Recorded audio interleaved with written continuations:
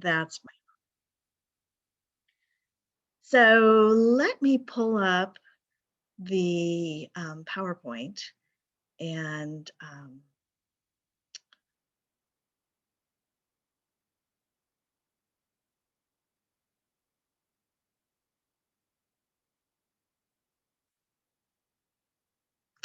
is it gonna let me? Yes, it will.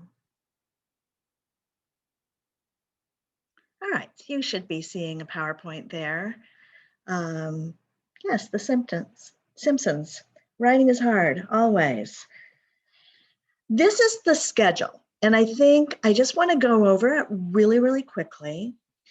So this is a slow week. You're meeting today, but nothing is due until Saturday. So there's no homework due tomorrow like there would normally be due because you're writing. And writing takes time, and I want to give you that extra time. So on Saturday, you'll submit a full rough draft and you'll complete the reflection direction journal.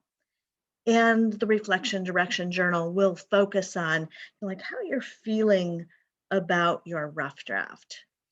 By the way, you'll notice, I think I have about 6 more essays to comment on, but you'll notice that I'm putting some preliminary comments on your essay.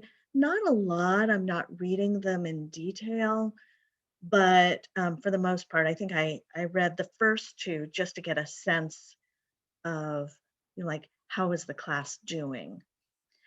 So nothing's due on Thursday. Your full rough draft is due on Saturday with the questions. On Monday and Wednesday, we will not have a synchronous class. Why? Because you are revising an essay. I want to give you time to revise the essay. Anything we would do in class would just be me talking. And I would rather have you, or I would rather give you the opportunity to talk with me about specific things on your paper. So I'm opening it up for conferencing on Monday and Wednesday. You do need to make an appointment, and those appointments will be all the way from 10:30 to 11:45.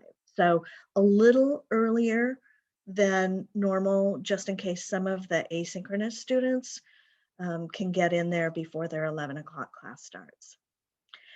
Tuesday, what's due on Tuesday next week is peer review. And then again, nothing is due until Saturday. And then is the rough draft and reflection direction questions. Questions about the schedule?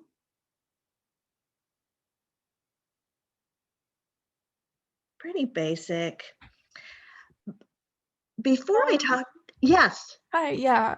I was just curious about the appointments. So if we were to attend the appointments, would we also have to attend the required writing lab? Yes. The writing lab, the writing center, that kind of feedback is very, very different than the kind of feedback you would get from an instructor. And because this is the rhetoric of writing and the tutoring of writing, I want you to experience the tutoring of writing, because at some point in this semester, we'll switch from analyzing essays to actually reading about tutoring. And just as we started with Barron and Grimm, you will be looking at writing center work. And so experiencing a tutor is going to be really valuable. You get credit for the writing center, and you just get feedback from me. So you're also going to get some feedback from your peers. Each of you will be reading and giving feedback on 2 other essays.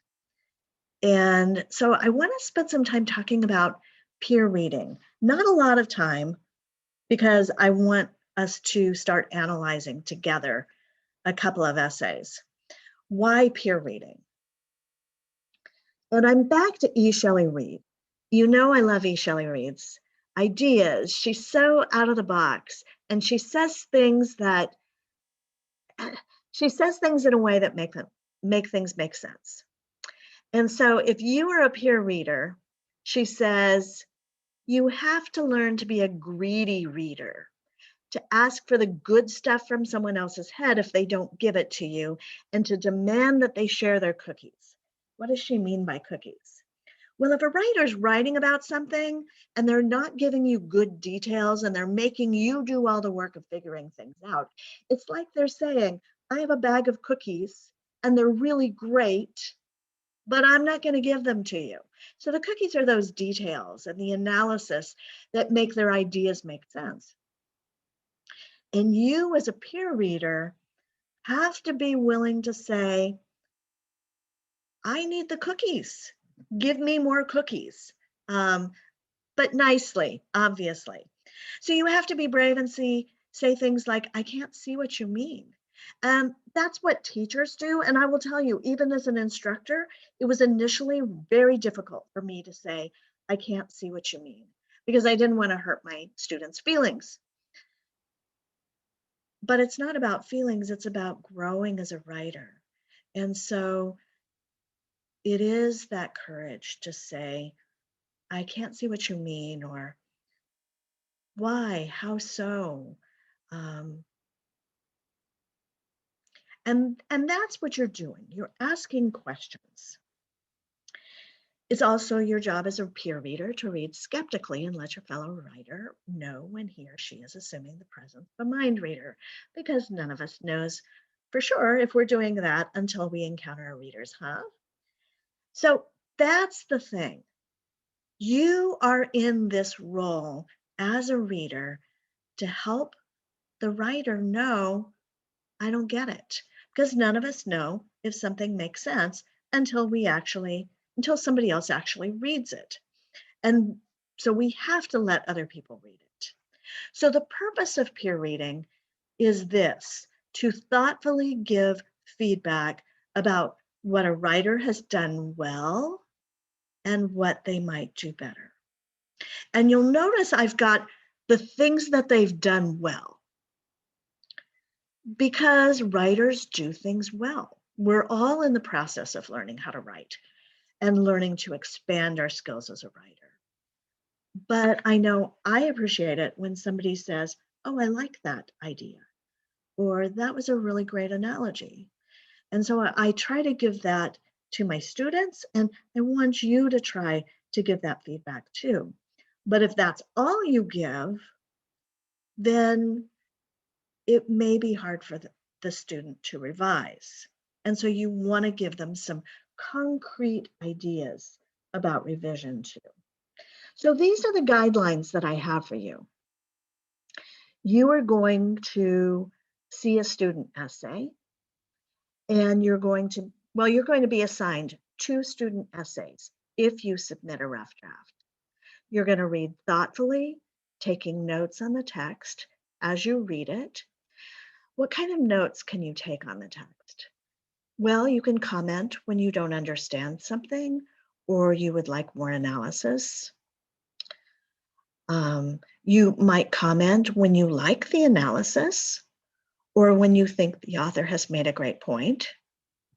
You can ask questions like, how, why, or why will this matter? Watch for topic sentences.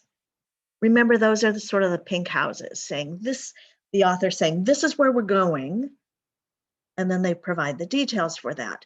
Are they signaling where they're going with the topic sentences? Watch for analysis of audience response, because audience response is really important to this essay. And it's not general audience response, it's audience response about the very specific audience that the author has targeted. Also, as a peer reviewer, you should be paying attention to the prompt. So if the student has written 3 rhetorical strategy paragraphs, but they haven't written any assumption paragraphs, you might say, hey, I don't see where you're writing about audience assumptions. And then they remember, I'd better go and put that in. By the way, that's worth 15% of your grade. So, like giving those reminders would be really, really helpful.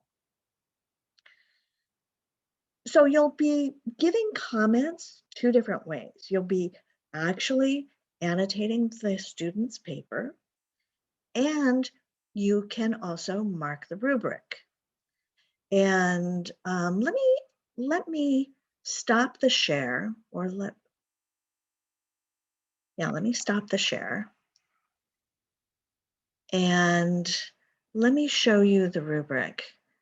Um,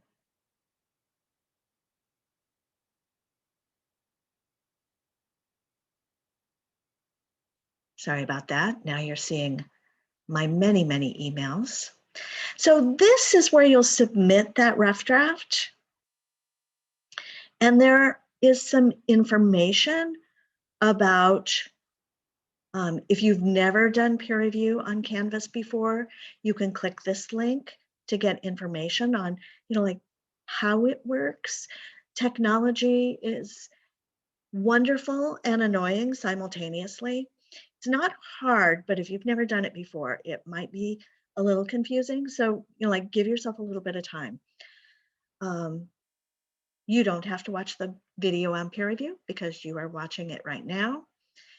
And then don't correct sentence level issues like grammar, spelling, or punctuation. The goal is to give feedback on the analysis, and then use the rubric and add commentary, what I've just talked about. This is the rubric, and you'll be able to access it on the peer review, and you can give marks. By the way, reading the rubric is also helpful when you're thinking about your own essay. So here are my categories: presentation, that's MLA formatting, the introduction, and an overview of the text, the thesis and how well you structure your essay, following the guide of your thesis, body paragraphs on the assumptions, the audience, the context. That's worth 15 points. And then you're analyzing 3 rhetorical strategies, and each one of those rhetorical strategies is worth 15 points. So if you only analyze 2 strategies, that means that you're going to lose 15 points automatically. And then at the conclusion, you'll notice that 5 out of the 100 points of this essay is for style and mechanics. Are your sentences clear? Have you got the commas in the right place? That's only 5%. And so you can tell that the analysis is what I'm focused on most here. Questions about the logistics of peer review, or the rubric, or the guidelines?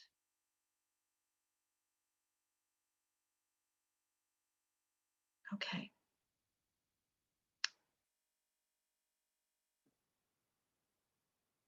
Oops. So I wanted to mention something. You might have noticed in my sample that I used a little bit of first person. And that is totally fine. You can say, I argue, or I will examine, because that is what you're going to do. The rest of the essay should be in third person. Academic essays like this one don't really use second person. So it's not a great idea to speak directly to your audience and say things like, imagine you're doing this. So anytime you see you, or you see yourself addressing the audience directly, think about how you might put that in third person, just because that is rarely done in this type of essay. This isn't a hard, fast rule. There are some types of essays where second person is actually the best choice. Think about E. Shelley Reid and how she was using second person. It felt like she was speaking directly to you, and that was super powerful. It's less powerful in an essay like this. And now for some practice. I want to take a look at one of the essays that I received. But before I pull that essay up, I want to go over what goes in the introduction. So an introduction is sort of like an upside down triangle. It starts with a general statement first, and then it's going to narrow the topic down cohesively all the way to the thesis statement. And the thesis statement basically provides direction for the rest of the essay and makes a claim how this is persuasive. This essay that we're analyzing is persuasive or not. And the thesis statement would look something like this. This is from last week's video. So reads in-depth understanding of student assumptions about writing combined with description and examples and appeals to ethos and logos, effectively allow her to persuade her audience to rethink the way they approach writing. So it's complicated, but you know this is the way where the essay's going. Let me pull up one of the essays. Oops. You do not see that, but you will now. Okay.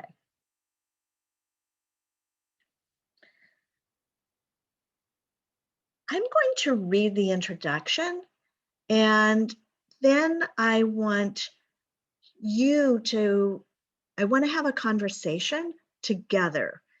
What does the author do well? And then what could the author do better? Okay, so we've got this really wonderful title, and I will just tell you, I love the title. Literacy is literally survival, according to Callie Linfor. Serial killer documentaries have recently become a trend. Whether it's the Ted Bundy tapes or the Night Strangler, it's not uncommon to find these on Netflix's top 10 list. While some watch for the entertainment of a sick subconscious scouring the streets of LA, many watch to just simply know, so that women know not to ask a stranger in a VW bug for help when their car breaks down. And so people in the suburbs of LA know to lock their doors at night. Just as author Callie Linfor emphasizes in Joyous Survival, the literacy of the Hillside Strangler, and Anything Extra We Know, published in Dialogues, there are many ways to know, as she calls them, forms of literacy. In her article, Linfor describes how she herself became obsessed with a known serial killer of her time and how she used that experience to expand her forms of learning or literacy. Linfor argues that literacy itself is survival. She argues this in the form of an emotional anecdote that describes her childhood in the shadow of the Hillside Strangler, and how she used different forms of literacy to overcome the feeling of not being heard. She encourages teachers who have dismissed different forms of literacy to open their minds so that their students can overcome anything that comes their way. What did the author of this essay do well? I don't need to call on you. You can just unmute yourself and contribute to that.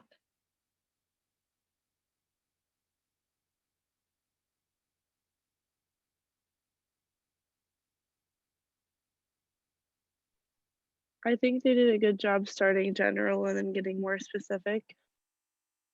Yeah, I thought so too. What else does the author do well?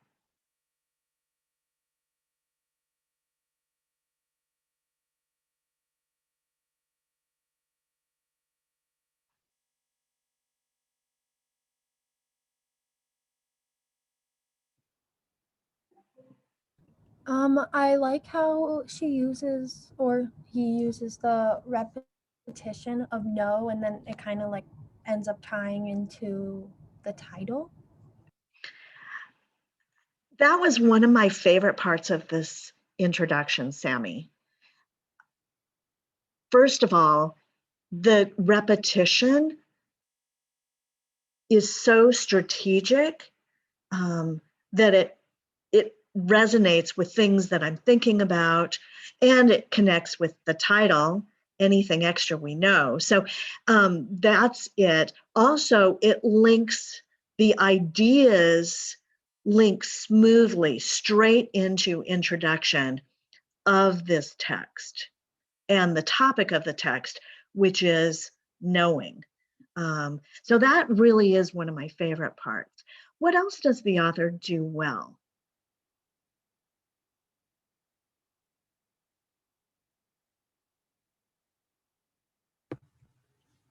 I think the author provides a good summary of what Linford does and her argument. Absolutely. I really appreciate this too. If you had never read this article, it would make sense to you because the author of this essay is giving background information specifically for an audience who's never read this, which was a requirement of the essay.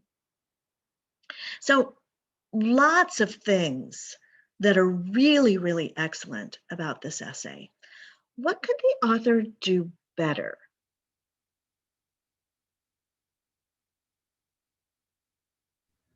I think it would be great if they expanded on their thesis. I noticed that they didn't really include the rhetoric appeals.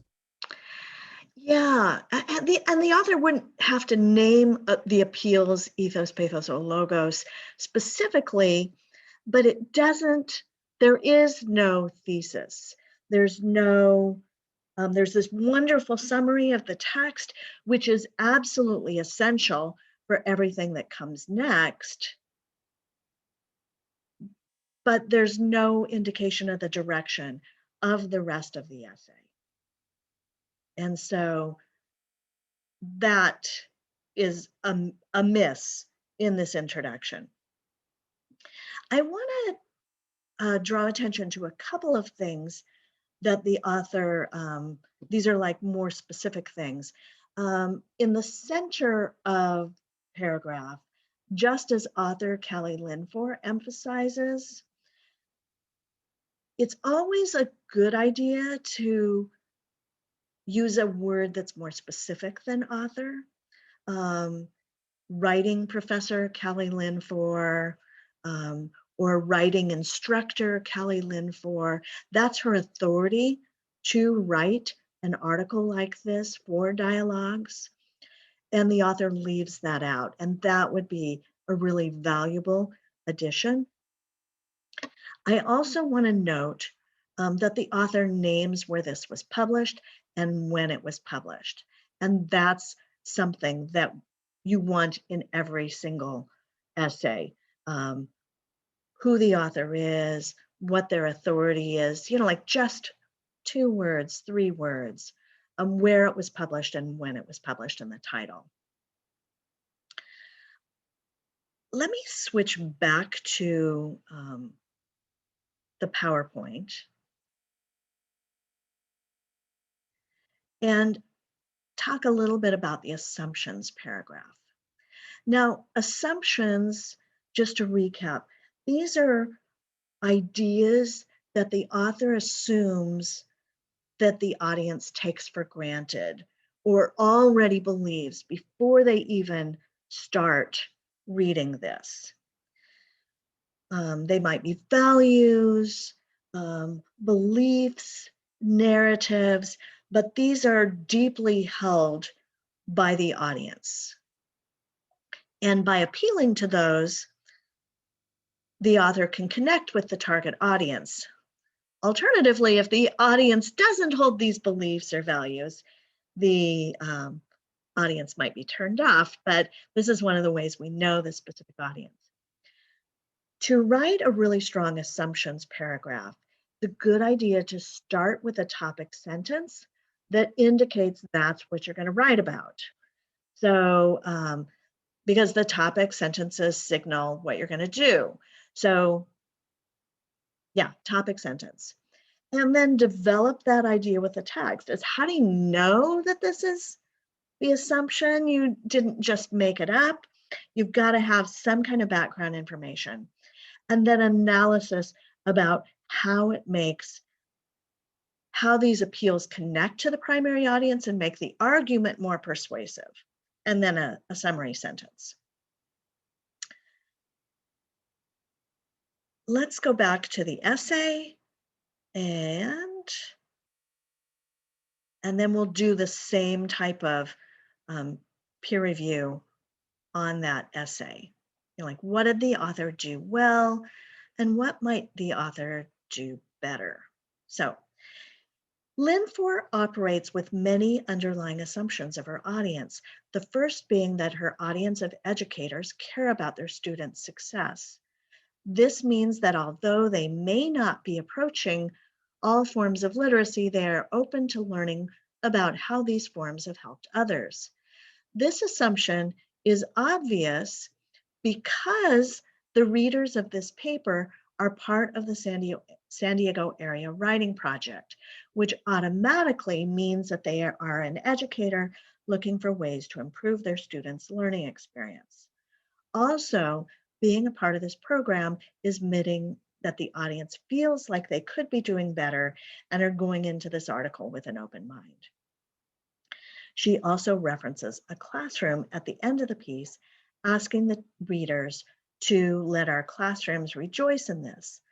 Lynn Four's references to the classroom and targeted writing allow her to be relatable for the audience who doesn't feel criticized by Lynn Four, but rather encouraged to try something new.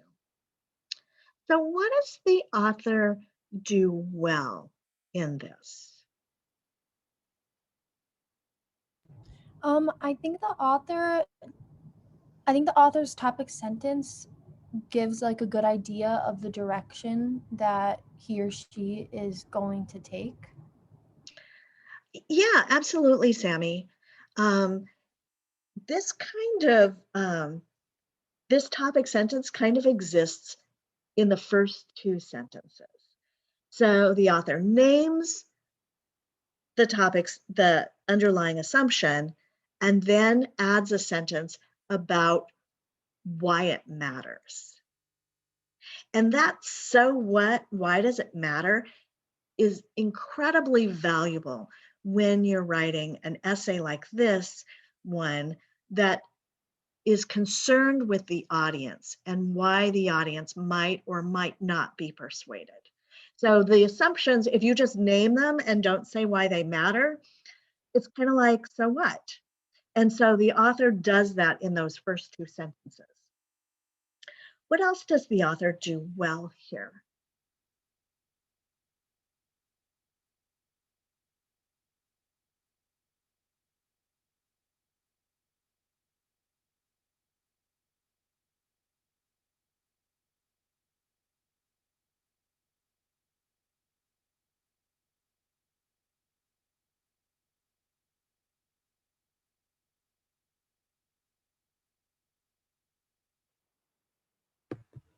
I think the author does well in bringing it back to the text and quoting from Lynn Four's original piece. Yeah, definitely. Our classrooms rejoice in this is really powerful. Targeted writing, references to the classroom, even how she joins with the audience. Let our classrooms rejoice in this. She is one of them, and she's challenging herself.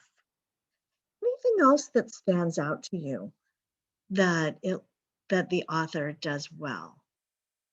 I have a really quick question. Yeah. So for the author's quote and citation, there's only a number, which I get because they're only analyzing one text. So for our works cited page, are we only supposed to have that one text that we're analyzing? Like what else are you expecting on the works cited page? I actually nothing except that one text, Sammy. Thank You you. you might, like there are, I looked at Elia's paper yesterday and he had some contextual stuff that really added to, like how he knows the mindset of his audience, um, how they know the mindset of their audience.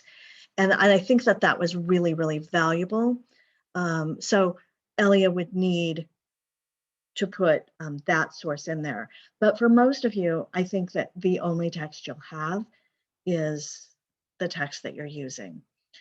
Also, I want to point out that I think that this is the only text that has page numbers, which means that you probably wouldn't even have the in-text documentation. Does that make sense, Sammy? Yeah, I thought How to Tame a Wild Tongue had page numbers. You're has- right. You're right, it does. Yeah. Okay, I just want to make sure we can use those. Yes, I actually appreciate it. I miss not having page numbers. I miss I used to create a course reader, and oh my gosh, everything's so crazy right now. It just seems better to not have books. I don't know. Anything else that the author does well?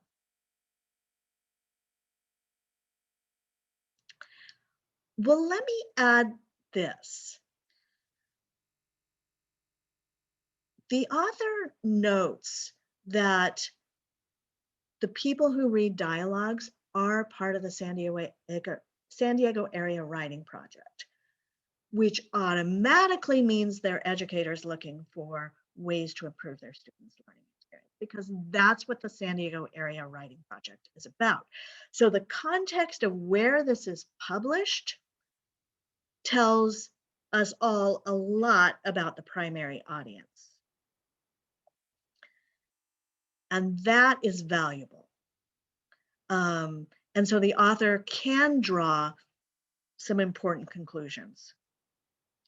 So for example, if you are reading Hip Hop Planet that was published in Borderlands La Frontera, the target audience is Chicanx people,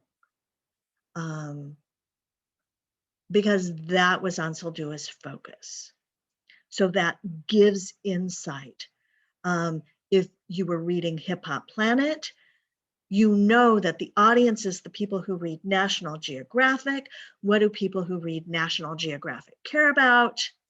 Culture, history, nature, travel, learning. They tend to be a little older. And so just some of that context helps you know who the audience is. And I thought the author did a really good job tying in the context of the publication with this. Is there anything that you would have liked more of that you think the author might have added to this?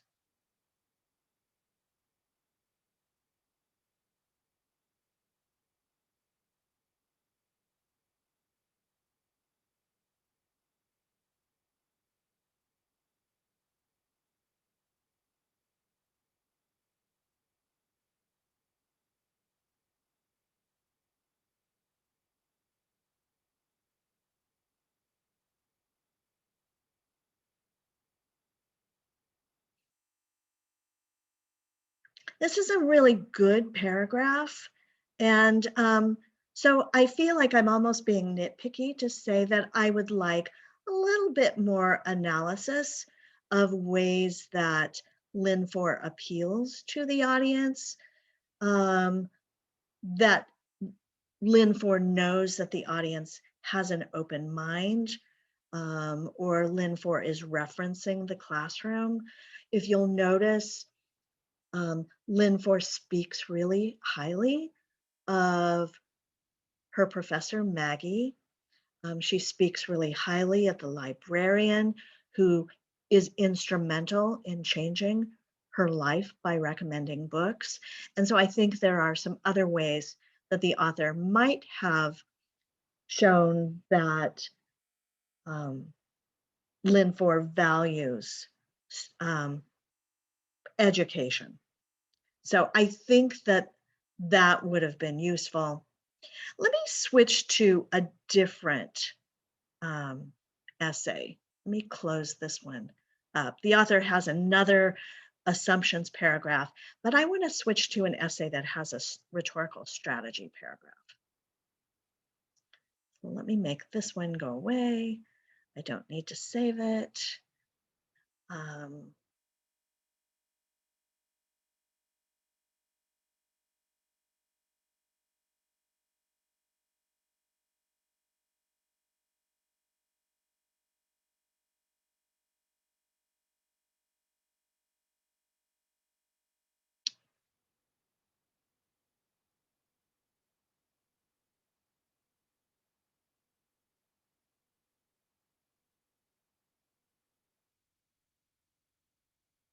So this is a rhetorical strategy paragraph. And just a real quick over here of what I'm looking for in a rhetorical strategy paragraph, because you'll be reading rhetorical strategy paragraphs. A topic sentence that introduces the strategy and makes a claim about how this strategy impacts the audience. That might require 2 sentences, just as the previous essay had 2 sentences. So it's the strategy and then why it matters. And why it matters could be, like it emotionally appeals to the audience, or it reminds the audience or makes them imagine something, or it helps establish common ground between the audience and the author. But it's that so what in the topic sentence. So topic sentence that names the strategy and makes a claim about the analysis that will follow. An example from the text, definitely context for that example. Lots and lots of analysis about how the primary audience will respond and why they'll respond that way in light of the underlying assumptions, and tying it to the argument, how it might make it more persuasive. So those are the things that we're looking for. Back to the essay.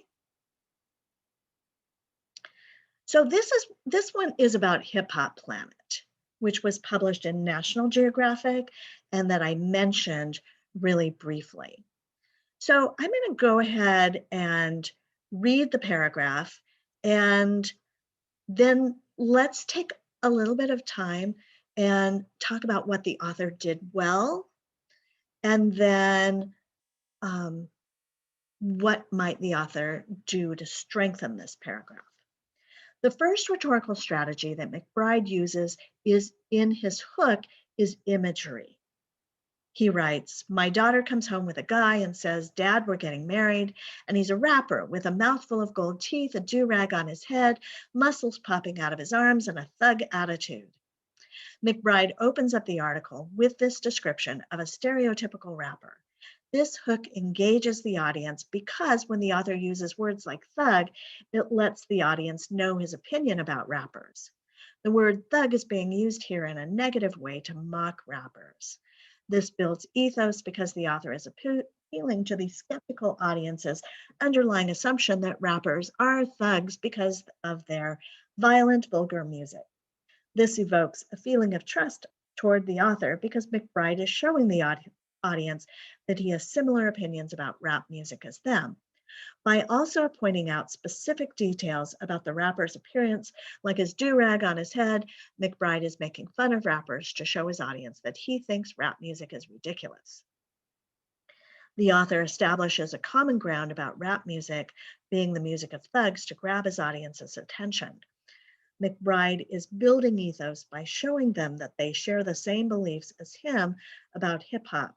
Imagery is an effective rhetorical strategy because it is used to enhance the vividness of his writing and to paint a picture in the reader's head. McBride uses it in his hook to immediately address the common stereotype of a rapper to get his audience to trust him more. So let's talk about what the author does well.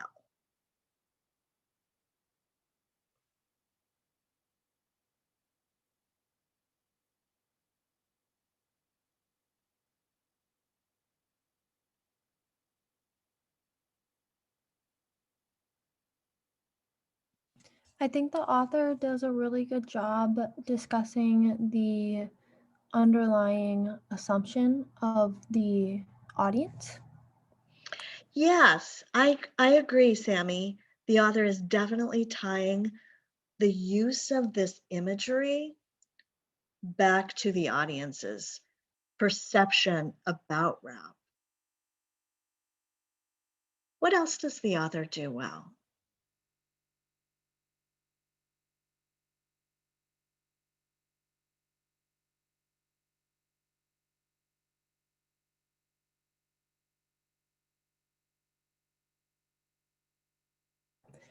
I feel like I'm the one talking, but I think the author does a really good job analyzing the quotation after using it, like pulling out words like do rag on his head, like just like referencing back to the quotation.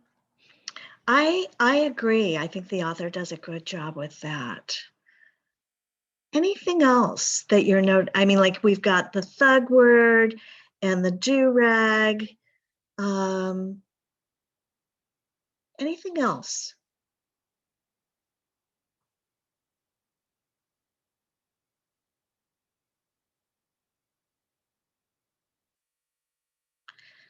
So let's, another thing that I would note is there is no doubt in my mind about what the strategy is. So the author is letting us know immediately what the strategy is, and the author immediately provides an example from the text.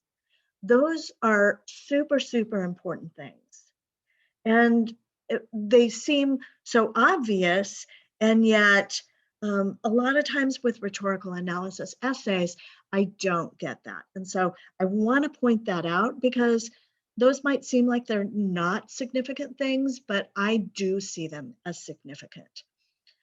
Are there any ways the author might have strengthened the analysis in this paragraph?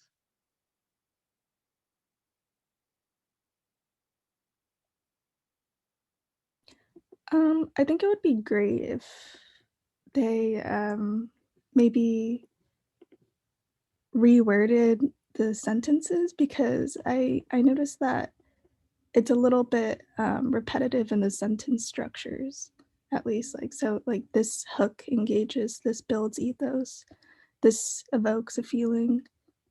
I think it'd be good if they maybe put more variety in their wording so it would flow a little better. Yeah, those are things, Emma, that I noticed, especially as I was reading aloud. By the way, reading aloud is an extraordinary tip for, like when you're revising your own paper, to read something aloud. It's really powerful. We've got 2 minutes left, and I definitely don't want to keep you over your time. So let me point out a couple of other things that I noticed. So the author names the strategy, but there's not that so what. So the first strategy, rhetorical strategy McBride uses is imagery in order to establish common ground with the audience and appeals to their racial stereotypes. Do you see how that adds this idea of here's where the analysis is going? Also, I wouldn't shy away from the idea that McBride, who is Black, is appealing to racial stereotypes. He's talking about those because he knows that that's what his audience is doing. And so I think that that's fair ground, because a racial stereotype of a rapper is that they're Black, and he never says Black, but he knows that that's assumed. Gold teeth, do-rag, muscly, and as a dad, he would be horrified. And so the readers who might have children of marriaging age, I think several of you noted that these are older readers who read the National Geographic, might be afraid of that. So call it out, what's going on in their head. And I think, Emma, you commented that sometimes the sentence structure felt repetitive. I think adding that additional analysis that expanded on what this author is already doing well would eliminate some of that repetitive idea. Toward the end, you'll notice that this last sentence, and I applaud the author for adding that summary sentence, the author really doesn't talk about the picture in the reader's head or why that picture matters. The author could, with a little bit more expansion in here about that common ground and the construction of ethos and similar values, even appealing to the a couple of other details in that paragraph, the author might be able to really expand on that. It is 11:50, and I don't want to keep you over the time. You've done some good work in noticing what the authors are doing well, and that's the kind of thing that you want to include in your peer review. You know, like, notice the things that they're doing well. And you've noticed some good things about sentence structure, the so what, the hook, noticing things like, I think, Sammy, it was you that noticed the repetition that made that first paragraph in the previous essay stand out. Finding those kinds of things is really valuable, but then the meaningful stuff that they can use as revision is also super, super powerful. Questions for me as we close out? All right. Well, don't hesitate to email me, ask questions. I want to be as helpful to you as possible. There is a link to sign up for conferencing next Monday and Wednesday. Okay? Have a really great rest of your week. Elliot,